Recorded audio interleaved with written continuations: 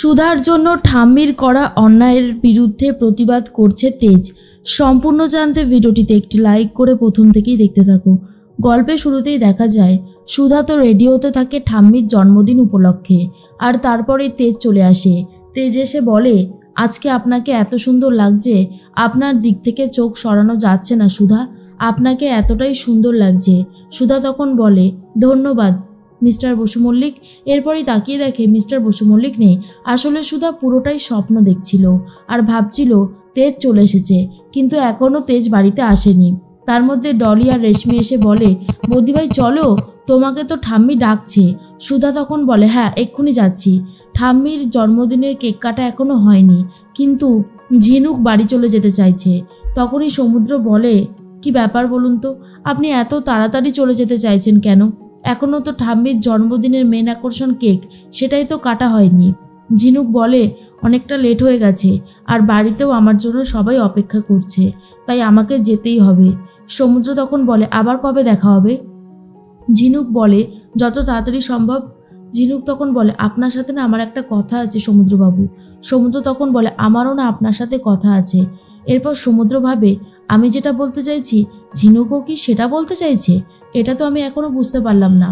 তার মধ্যেই ঝিনুক তখন বলে, আমার দিদির পাশে আপনি সবসময় থেকেছেন, একটা কথা আজকে আমাকে বলতেই হচ্ছে। আচার্য বাড়ির মেয়েরা যেমন সাহসী, সেরকম বসু মল্লিক পরিবারের ছেলেরাও সাহসী, তারাও কিছু কম যায় না। একটা সময় দিদির এত বড় একটা কথা আপনি জানবেন, আমি জানি তখন পাশে থাকবেন তো, আমার তো মনে হয় আপনি থাকবেন। সমুদ্র বলে, নিশ্চয়ই থাকবো। এরপর ঝিনুক বাড়ির দিকে রওনা দেয়, আর অন্যদিকে সবাই চলে এসেছে ঠাম্মির জন্মদিনের কেকটা কাটা হবে সেই জন্য। তখন মনে মনে তরিতা ভাবতে থাকে, এত কিছু হয়ে যাচ্ছে, দিদি ভাইয়ের পর্দা কোনোভাবেই ফাঁস হচ্ছে না। যতক্ষণ না ফাঁস হবে ততক্ষণ মনের মধ্যে যেন সেই শান্তিটা আসছে না।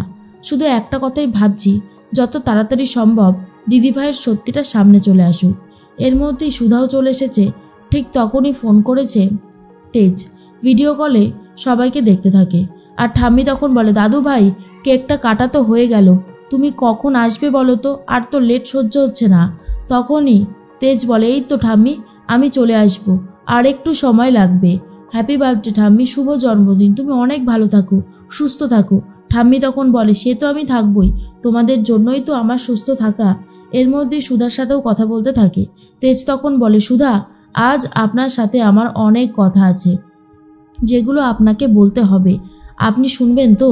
সুধা বলে, মিস্টার বসু মল্লিক, সেভাবে শোনা যাচ্ছে না, নেটওয়ার্ক প্রবলেম মনে হয়, আপনি বাড়িতে আসুন, আপনার থেকে তখনই সবটা শুনবো।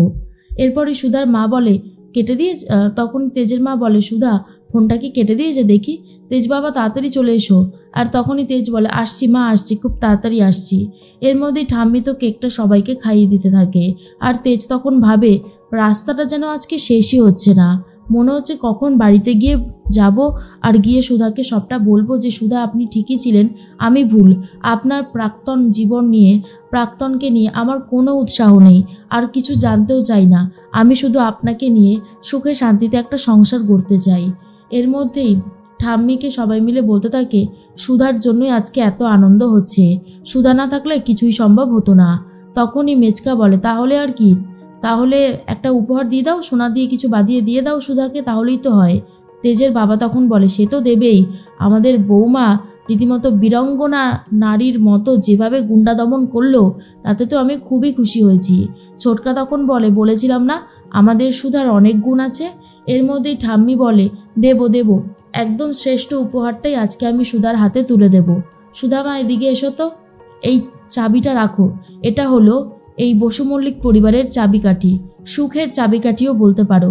এই চাবিটা তুমি তোমার কাছে রাখো, আর গজাননের পা ছুঁয়ে প্রতিজ্ঞা করো, জীবনে কখনো কোনো পর্যায়ে গিয়েও তুমি কোনো মিথ্যে কথা বলবে না, আমার কাছ থেকে কোনো কথা লুকাবে না।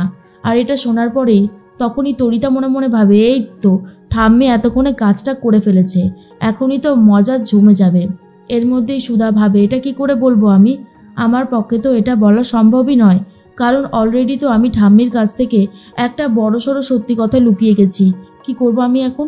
এরপর তরিতা ভাবে, বেশ হয়েছে, আর এখন দাদাভাইও নেই যে সুধাকে বাঁচাবে, খেল একেবারে জমে গেছে।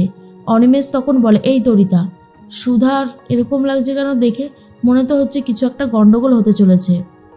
সুধা বলে, ডলি, রেশমি, চিরকুটকে নিয়ে তোমরা এখান থেকে যাও। এরপর সবাইকে সরিয়ে দেয়। আর তখনই সুধা বলে, ঠাম্মি, এই দায়িত্ব নেওয়ার আগে আমি আমার জীবনের কিছু সত্যি কথা তোমাদেরকে বলতে চাই, যেটা তোমাদের শোনাটা দরকার। আমি হলাম ডিভোর্সি। আর এটা শোনার পরেই ঠাম্মি তো একেবারে অবাক হয়ে যায়। শোকে পুরো পাথর হয়ে গেছে। বাড়ির প্রত্যেকটা মানুষই পুরো থ মেরে গেছে। কিচ্ছু কেউ বলতে পারছে না। সবার চোখ থেকে শুধু জল ঝরছে। আর তখনই দোলন মানে জ্যোৎস্নার শাশুড়িমা বলতে থাকে, ছি ছি ছি মাসিমা, এত কদর করতেন আপনার তেজ দাদুভাই বলতেন, আপনার পছন্দ খুব সেরা বলতেন, এই আপনার পছন্দ? ডিভোর্সি মেয়েকে আপনি এই বাড়ির বউ করে নিয়ে এসেছেন, আবার এত বড় বড় কথা বলছেন, ছি, আমার তো ভাবতেই অবাক লাগছে। তখনই জ্যোৎস্না বলে, এসব তুমি কি বলছো সুধা? সুধা তখন বলে, হ্যাঁ দিদিভাই, আমি একদম ঠিক কথাই বলেছি। উজ্জ্বল তখন তার মাকে বলে, মা তুমি চুপ করবে? দোলন তখন বলে, কেন চুপ করব? সব সময় উনি ওনার চেনা জিনিসকে নিয়ে খুব অহংকার করে, এবারে গেছে সব অহংকার। উজ্জ্বল তখন তার মাকে নিয়ে চলে যায়। আর জ্যোৎস্না তখন বলে, এটা তুমি কি করলে সুধা? তুমি আমার শ্বশুর বাড়ির কাছেও আমাকে ছোট করে দিলে।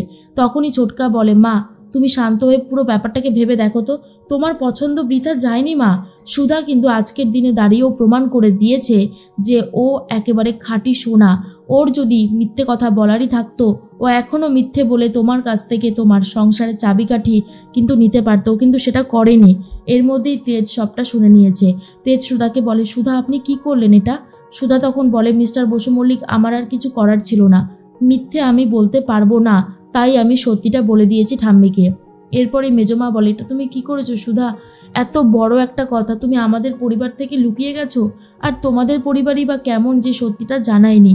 তখনই মেজকা বলতে থাকে, ছি ছি ছি ছি, এরপর তো সবাই সবটা শুনে আমাদের মুখে থুতু দেবে যে এইরকম একটা মেয়েকে আমরা আমাদের পরিবারের, বসু মল্লিক পরিবারের বড় বউ করে নিয়ে এসেছিলাম। তখনই তেজ বলে, তোমরা চুপ করো, এসব কি কথা বলছো? যেগুলো জানো না সেগুলো নিয়ে কথা বলো না। আমার কথাটা শোনো, তাহলে বুঝতে পারবে। ঠাম্মি তুমি কষ্ট পেও না, সুধা আমাকে সবটা বলেছিল। এরপর ঠাম্মি বলে, এই মেয়ের আমি মুখ দর্শনও করতে চাই না, বেরিয়ে যাও আমার বাড়ি থেকে। তখনই সুধা বলে, ঠিক আছে ঠাম্মি, আমি বেরিয়ে যাচ্ছি। কিন্তু তেজ তখন বলে, ঠাম্মি উনি চলে গেলে তো আমাকেও চলে যেতে হবে, আমার এখানে থাকার আর কোনো মানেই থাকে না। আর এটা শোনার পরে ঠাম্মি অবাক হয়ে যায় যে তার দাদুভাইও পুরোপুরি বদলে গেছে।